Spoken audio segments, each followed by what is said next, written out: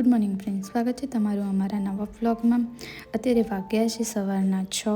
હું વહેલી ઉઠી ગઈ છું, ધ્યાનને સ્કૂલે જવાનું છે માટે।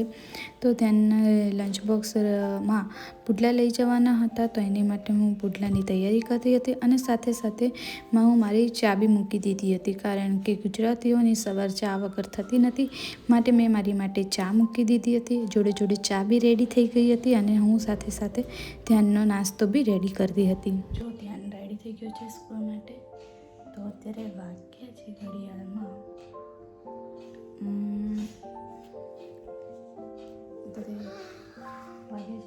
પોણા 8 થયા છે, તો હું ધ્યાનને સ્કૂલે મૂકવા જાઉં છું।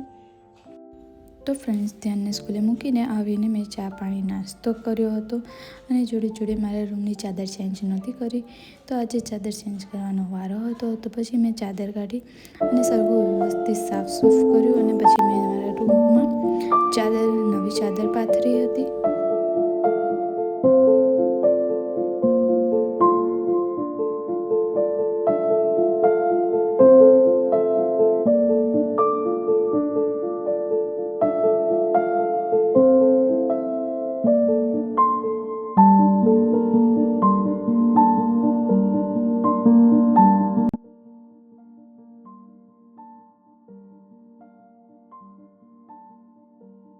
વ્યવસ્થિત મેં ચાદર ચડાવી દીધી હતી, પછી મેં પિલો કવર ચડાવ્યા।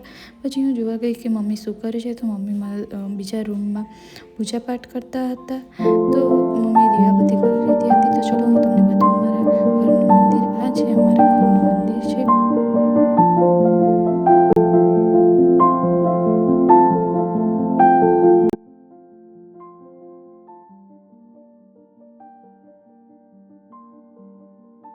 તો સાંજના વાગી ગયા હતા 5 અને હું ત્યાંની ટ્યુશનમાં મૂકીને આવી હતી।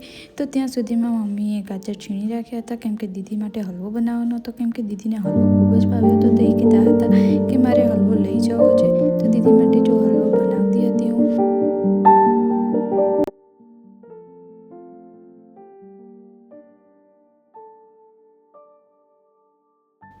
મારા હલવાની રેસીપી મારા ચેનલના બીજા બ્લોગમાં આવી ગઈ છે, તો આવી જ રીતે અમને તમારો પ્રેમ આપતા રહેજો અને ચેનલને લાઈક સબસ્ક્રાઈબ કરજો।